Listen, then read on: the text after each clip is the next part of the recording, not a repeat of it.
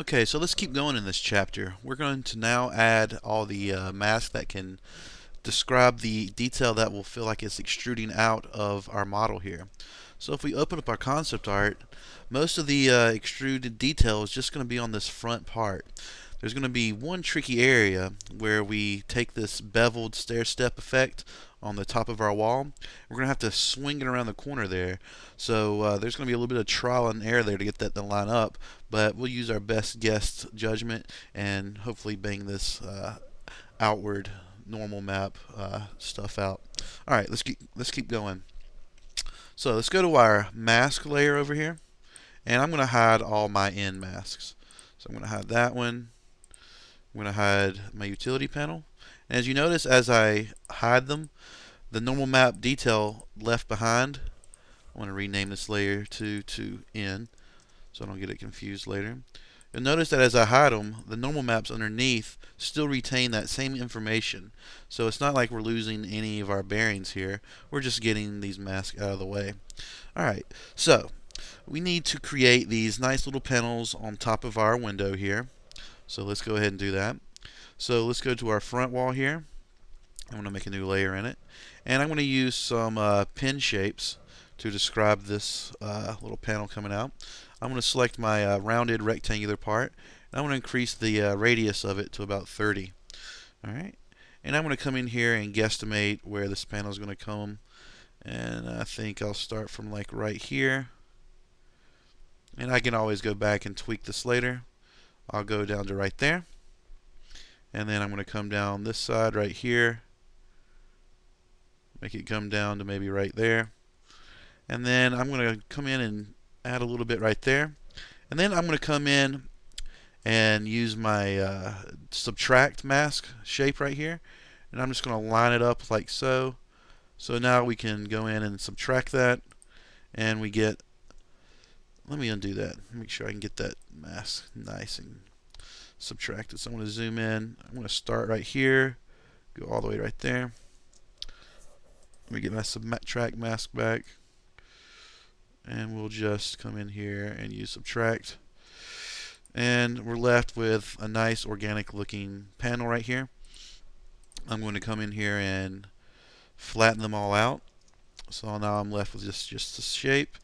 Let's go in and start tweaking it a little bit. I want to pull it up. Now I'm going to delete it according to where my end detail goes through. I'm going to line it up right next to this and hit delete. Alright, and I'm going to come over here and make sure it's not coming too far over. I'm going to delete this side of the information as well. So there's our first mask for our end, and there's a panel on the other side that mirrors it. So we'll just come in here and duplicate, go to edit and transform, flip horizontal, and we'll line it up over here as well. Alright, I'm going to come in here and I got to tweak this a little bit. Going to scale it in just a little bit so it makes a little bit more sense. There we go. And we'll hide that. Make sure that we're lined up right on the corner of this already defined detail, and that'll be fine because that's our little recess right here. Remember, we have this little I guess little nook and cranny that we want to butt it up right next to. Alright, so there's the panels for the top of my window. Not too bad. Next, we want to create this small little utility panel over here. And if we'll notice in our concept art, let me go ahead and bring it back up. We'll notice in the concept art that it has a little bit of a beveled stair step effect going up. And we can be really smart and achieve this by using different gradients of black. So I'm going to come in here with layer 3, and I'm just going to drag a box. Let me zoom in a little bit. I'm just going to drag a box from the top of this corner right here. I'm going to be really precise and select it. And I'm going to go over the UV island, and I'm going to drag it down as far as it'll go. That'll work just fine. Alright, so what we're going to do is we're going to start with a lighter gray right here, and we're just going to fill it. Okay? And then we're going to come in here, make another layer, get a little bit darker gray. I'm going to fill it again and make one more layer and go totally black and fill it. And then I'm going to hide that top one, and we're just going to delete according to the stair step bevel effect that we want. So I'll delete that. We have a nice gradient right there. And I'll go in here and I'll start trimming this off. Alright, need a little bit more, huh? To make it, I want to have that same kind of increments. Maybe that'll work. Too much. So let's go a little bit smaller. There we go. And now we have a nice gradient of different blacks there, blacks and grays. And I don't want to overpaint it too much, so I'm going to come in here and just delete some of that mask. Delete it, and let's flatten them all out. I'm going to flatten everything out now. This is going to be my out. Alright, now we got to come to the top of my wall here. So I'm going to create this beveled stair step effect we have going here, but I have to swing it from this seam to this seam. So the way we'll do it is we'll use some brains and brawn and use our best guess. We're going to start out with this gray again, because we're going to have that same stair stepping effect. And I'm going to start at the very top of this little peck right here, this little corner. Alright, maybe that's a little too much. Get right in there. And I'm just going to butt it up next to that inlet we have going on right there. And let me go in and make some final adjustments for it. Alright. Perfect. I like using my UV map to know where the pieces of my geometry are, because I know this little corner right here flows into this utility panel right here. So this corner and this corner are connected. Alright, so now we're just going to take the same little layer we've made right here, and we're going to just copy it over. Okay? And you know what? Let's save that. We'll save that step. So now I'm going to do the same thing I've been doing. I'm going to come in here and I'm going to select that little mask there so it selects the gray box I just did, and we'll do a fill right there, and we'll delete some of the bottom of it like so. So we have a little gradient going on right here, and then we'll make one more layer, select that box and go pure dark, do a fill, and we'll delete that one right there. So now we have that same kind of gradient effect going on. I may want to go back and tweak this layer too just a little bit, make sure we get the same intervals going on. I want the gradients to be of the same width. And we'll tweak layer 3 just to make sure that they're all the same width. Alright, a little too much.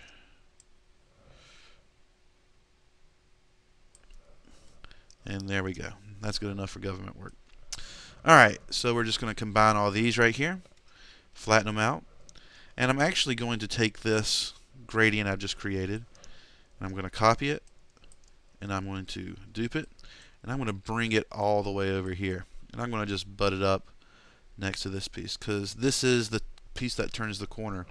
So this seam right here and this seam right here corresponds to this corner we see right here. Okay? So with the same gradient placed here, I'm just going to get rid of that excess right there, and we'll notice something here. The length from this edge to this edge is a little bit longer than this one. So I'll go ahead and show us what it's going to look like if we don't tweak this little piece right here. They're not exactly going to line up.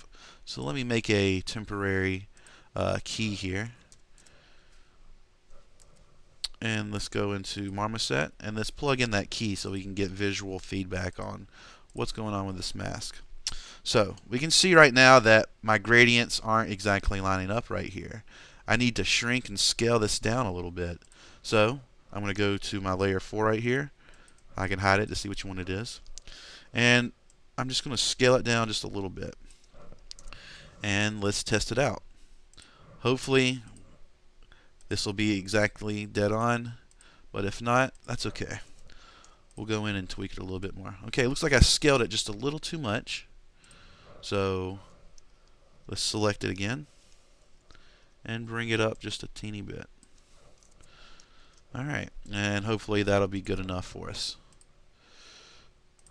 Sometimes it's a guessing game. There are ways where you can paint on the 3D object in Photoshop, but I prefer not to use it because, I don't know, by the time I can take about guessing this 3 or 4 times, I could have by the time it takes me to guess this, I wouldn't even begun to be able to paint on the 3D object. I just don't like using it in Photoshop.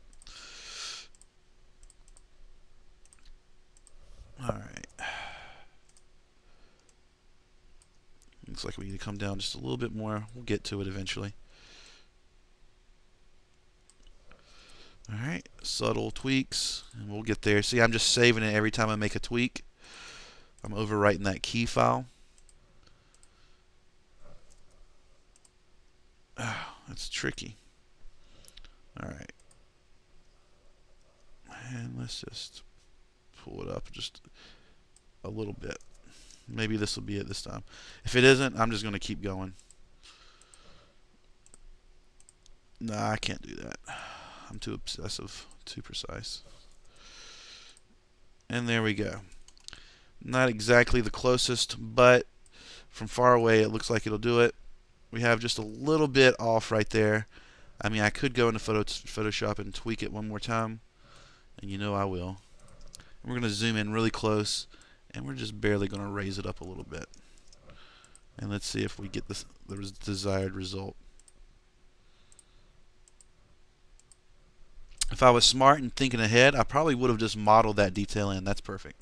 Probably would have just modeled this in and baked it inside of Maya, because that was a kind of a hard process to make sure that that gradient went all the way around here. But I think it'll give us a nice effect in the end.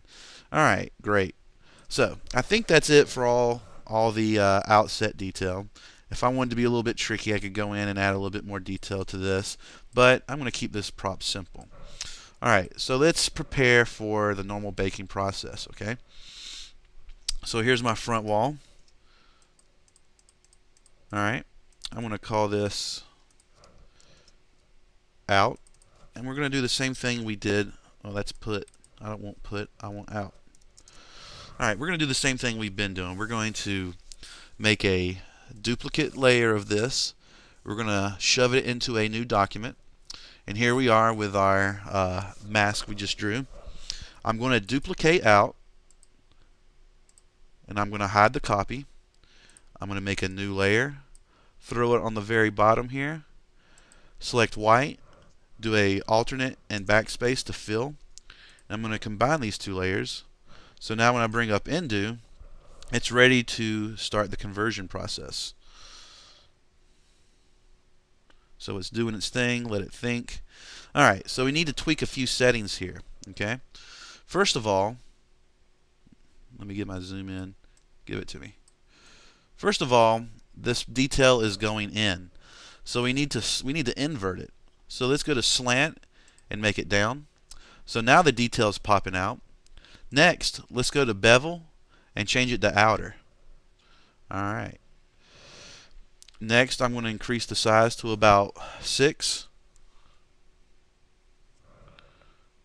And let's see what happens. I've got this nice bevel effect going, as we can see right here. And I think that's going to be pretty good. Alright, so I'm going to collapse this whole normal right here. Merge it all together.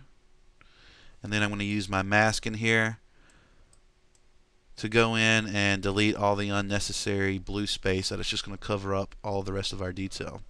So let me show you how to do that again. So I hold down Control and left click out copy. But if I delete normal now, it deletes all the normal maps we did. So I have to do a inverse selection. Now I can delete. So now I can take this normal and we're going to duplicate it over to our other document. So let's navigate all the way down to where our normal maps are here.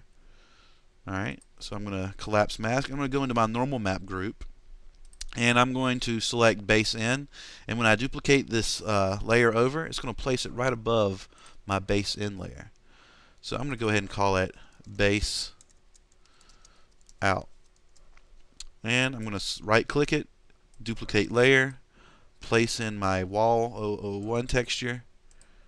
And now I should have my base out where it needs to be, and it should be all lined up and perfect.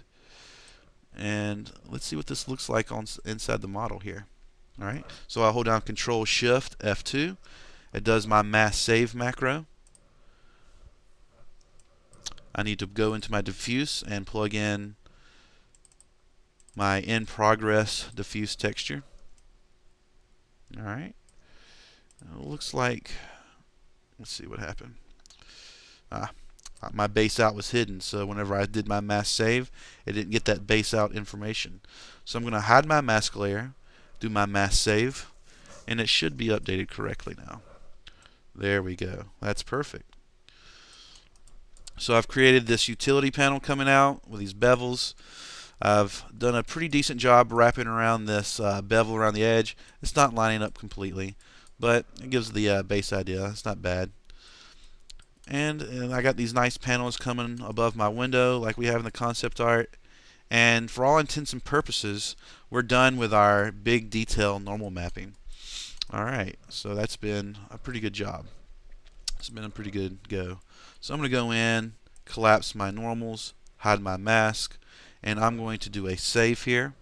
Save my PSD. I don't want to lose any of this precious work I've done. And that about does it for this chapter. The next chapter we're going to go in and start painting some damage detail and bake those into a normal map.